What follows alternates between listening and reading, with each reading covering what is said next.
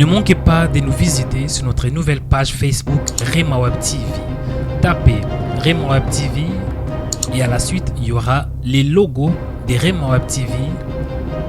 Et puis cliquez sur like ou bien aime pour avoir accès à plusieurs vidéos, à plusieurs émissions, à plusieurs en direct 24 heures sur 24 sur notre nouvelle page Facebook Rema Web TV. Tapez Rema Web TV.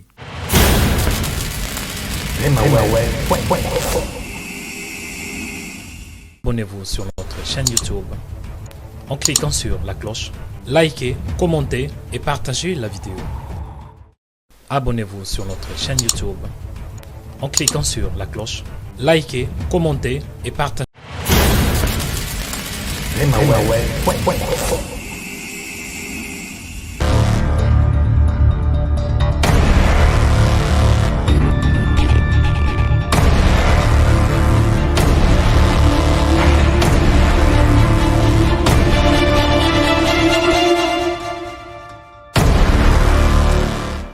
Les thèmes d'aujourd'hui, c'est Seigneur, change mon histoire. Répétez après moi, dit Seigneur, change mon histoire.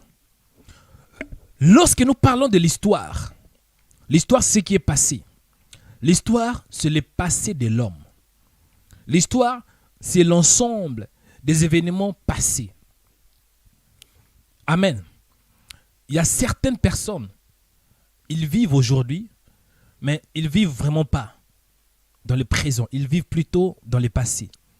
Ils sont toujours attachés dans leur passé. Mais tu dois comprendre que ce qui est passé est passé. Tu ne peux pas changer ton histoire. Mais il y a un Dieu qui peut changer votre histoire. Il y a certains hommes. Aujourd'hui, la personne a changé la vie. Mais le fait qu'elle a fait des erreurs dans son passé, ces erreurs le poursuivent même jusqu'aujourd'hui. Il y a certaines décisions que nous avons prises dans le passé. C'était dans le passé. Mais ces décisions nous affectent même aujourd'hui. Qu'est-ce qu'on doit faire dans ces cas? On a accepté Jésus. On est né de nouveau. Mais il y a certaines choses dont on a, malgré que nous sommes nés de nouveau, qui nous affaiblit, qui nous fragilise, qui nous fragilise, qui nous rend tristes. Le passé. Mais la bonne nouvelle est ainsi, selon Ésaïe 43, 18. Ne pensez plus aux événements passés et ne considérez plus ce qui est ancien. Voici, je vais faire une chose nouvelle sur le point d'arriver. Ne la reconnaîtrez-vous pas, ne la connaîtrez-vous pas. Je mettrai un chemin dans le désert et de fleuves dans la solitude. Donc, seul les Dieu peut changer notre histoire. C'est la raison pour laquelle la Bible déclare dans 2 Corinthiens 3, 16. Si quelqu'un est en Christ, il est une nouvelle créature. Les choses anciennes sont passées. Voici, toutes choses sont devenues nouvelles. En fait, même si on a commis des erreurs dans le passé, même si on a fait des choses abominables dans le passé, mais en Christ et Jésus, on peut avoir une nouvelle histoire. En Christ et Jésus, on peut avoir une nouvelle identité. Seul Dieu peut changer votre histoire. Amen. Dieu, il est celui qui change l'histoire des gens. Dans la Bible, il y avait une femme qui s'appelait Ève. Ève, c'était la première femme qui existait. Ève, elle était prise de la côte d'Adam. Et Ève, après un certain temps, lorsque Adam et Ève étaient chassés du jardin d'Éden à cause de leur décision, à cause de la rébellion, à cause du péché, la Bible nous dit que Adam et Ève avaient mis au monde. Le premier enfant, c'était Caïn. Après, c'était Abel. Mais Caïn avait tué son frère, Abel. Et Ève, tant que mère, ça lui faisait mal. Et Dieu lui avait récompensé avec un autre fils qui s'appelait Seth. Seth signifie la compensation. Donc Dieu lui avait compensé, Dieu lui avait remplacé. Dieu avait restauré sa vie. Donc Dieu avait changé l'histoire d'Ève. Il y avait aussi une femme qui s'appelait Anne. Anne était stérile, mais Dieu avait changé son histoire. De la stérilité à la fécondité, à la fertilité. Il y avait un homme qui s'appelait Joseph. Joseph était rejeté par ses frères. Il avait une histoire douloureuse. Mais Dieu avait changé le rejet à l'élévation. Il y avait un homme qui s'appelait David. David n'était pas connu. David était juste un simple berger. Mais Dieu avait changé son histoire. Il y avait un homme qui s'appelait Abraham. Son nom était Abraham, le père élevé, voilà. Mais Dieu avait changé son histoire de Abraham à Abraham. Il y avait un homme qui s'appelait Jacob. Jacob, en réalité, la signification du mot Jacob, c'est comme un escroc. Mais lorsqu'il avait rencontré le Seigneur avait changé son identité de Jacob à Israël. Aujourd'hui, Dieu veut changer votre histoire. Même si vous avez commis des choses abominables dans le passé, Dieu peut entrer dans votre passé pour changer votre histoire. Parce que Dieu, il est celui qui a un pas dans le présent. Il a aussi un pas dans le passé. Il a aussi un pas dans le futur. Donc Dieu contrôle le passé. Dieu contrôle le présent. Et Dieu contrôle aussi l'avenir. Ah! Nous allons lire la Bible. Après, nous allons prier. J'aime l'histoire d'une femme qui s'appelle Rahab. Parce que dans l'histoire de cette femme, je me retrouve. Cette femme, elle était une prostituée. La Bible déclare que cette femme était une prostituée. Rahab était une prostituée habitant de Jéricho. Dit Jéricho. Mais elle cacha deux espions juifs chez elle. Grâce à son acte, Josué lui laissa la vie sauvée. Josué avait sauvé sa vie ainsi que sa famille lorsqu'il détruisit la ville et tous ceux qui s'y trouvaient. Rahab habita ensuite au milieu d'Israël. Rahab, elle figure non seulement parmi les héros de la foi, mais aussi dans la généalogie de Jésus. La Bible déclare que Josué, fils de Noum, fit partie secrètement de Sittim. Deux espions leur disant, allez examiner le pays, en particulier Jéricho. Ils partirent. Ils arrivèrent dans la maison d'une prostituée qui s'est nommée Rahab. Ils y couchèrent. Ça, c'est dans Josué 2:1. Et la Bible nous parle aussi de cet acte qu'elle avait commis, de cet acte qu'elle avait posé. À cause de cet acte, Dieu avait changé son histoire. Elle était une femme prostituée. Imaginez-vous une femme prostituée. Quelle réputation qu'elle avait. La renommée qu'elle avait. Ce n'était pas du tout bonne. Mais à cause de son acte, à cause qu'elle avait reçu des espions dans sa maison, elle les avait épargnés. À cause de cet acte, Dieu avait changé son histoire. Est-ce que je parle à quelqu'un? Donc, cette femme était une prostituée. Cela veut dire quoi? Bien-aimé dans le Seigneur, même si vous avez commis des erreurs dans votre passé, même si vous avez fait des choses abominables dans votre passé, Dieu, il a l'habilité de changer votre histoire. Est-ce que je parle à quelqu'un?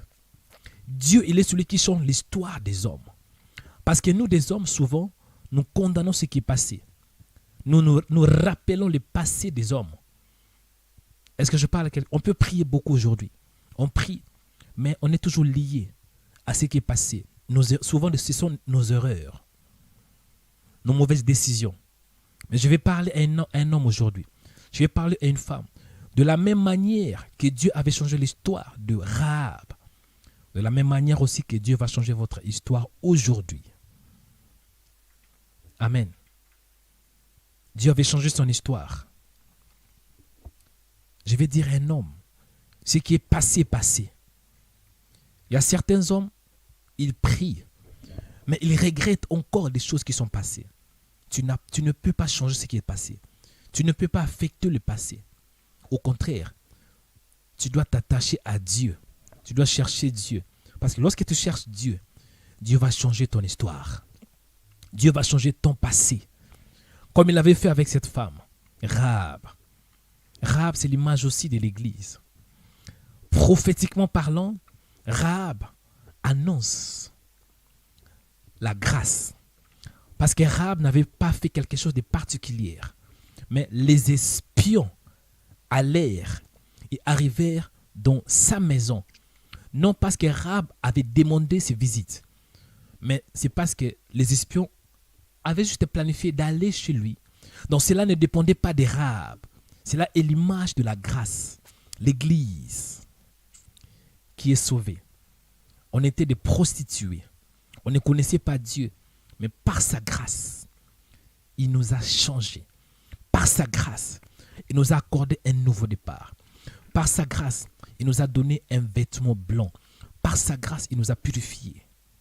Amen. Il y a deux choses à retenir dans cette histoire. Pour que Dieu change votre histoire, premièrement, il faut la grâce. Dis la grâce.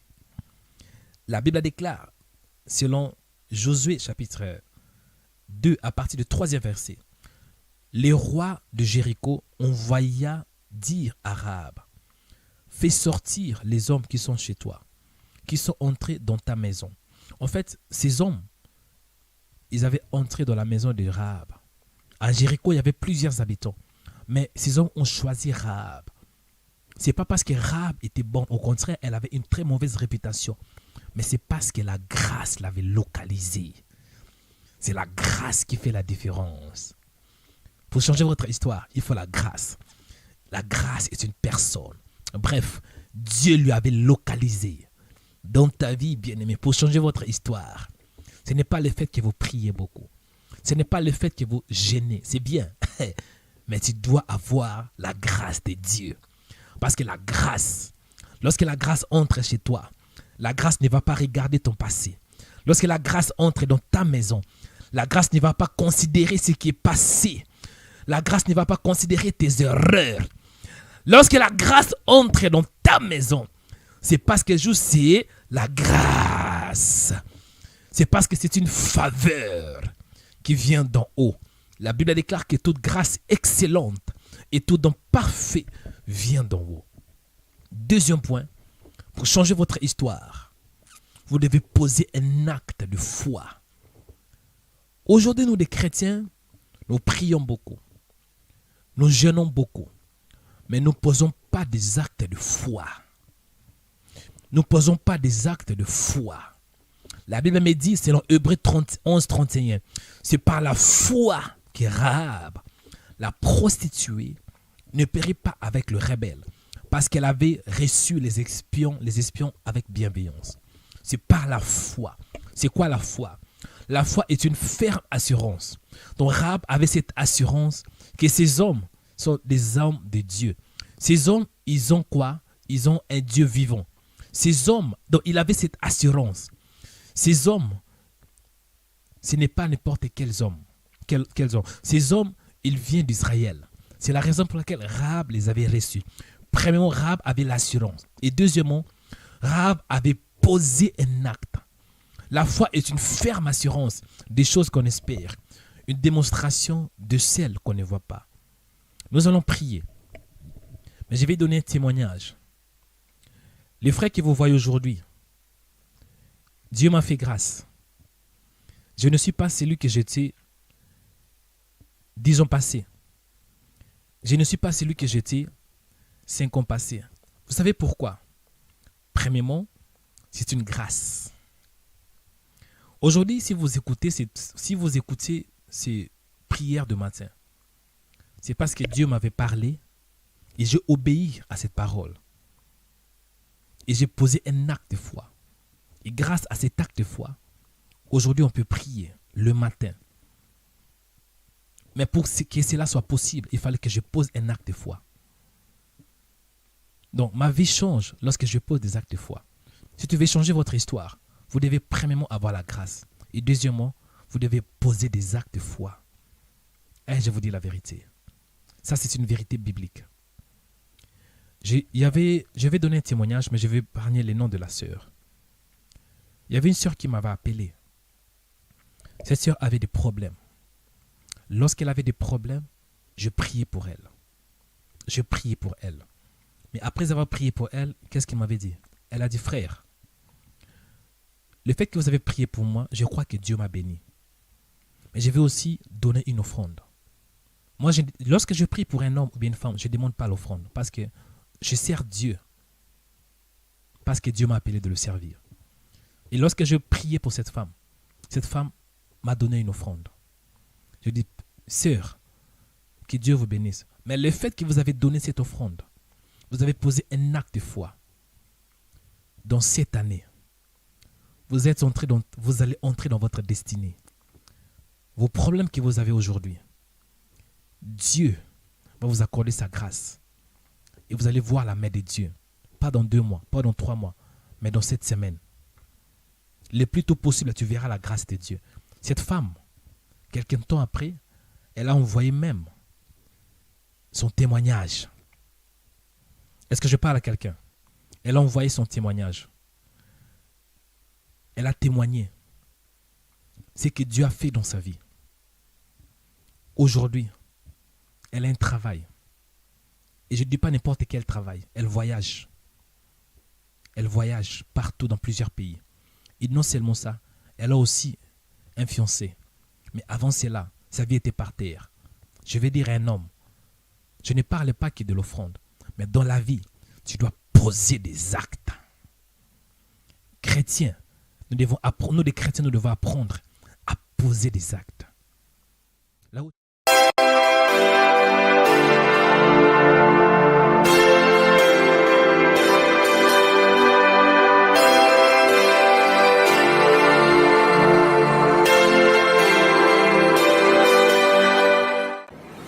Remaweb, une chaîne de prière qui annonce l'évangile de Jésus-Christ à toutes les nations.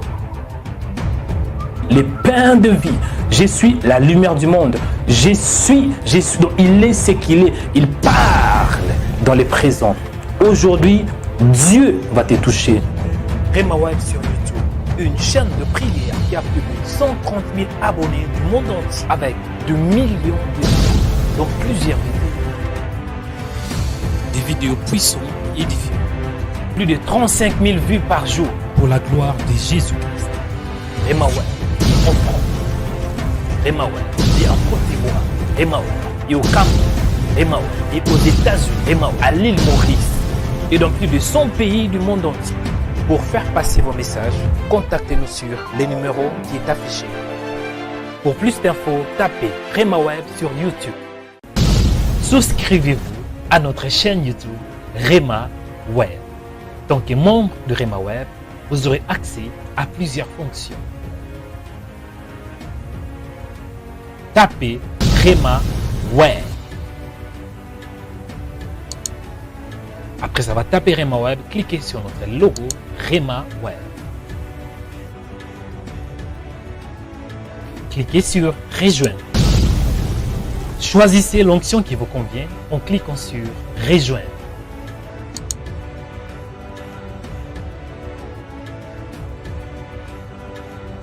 Veuillez confirmer votre subscription en cliquant sur Acheter.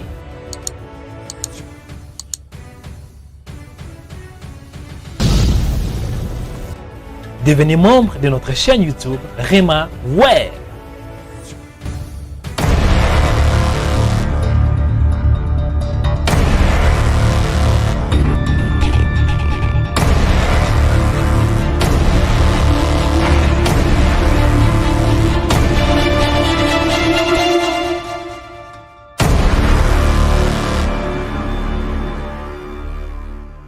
Abonnez-vous sur notre chaîne YouTube en cliquant sur la cloche.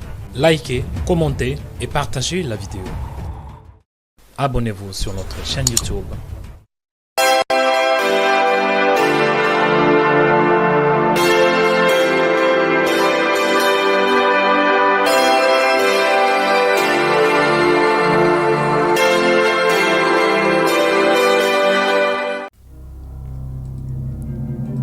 Ne manquez pas de nous visiter sur notre nouvelle page Facebook Remaweb TV.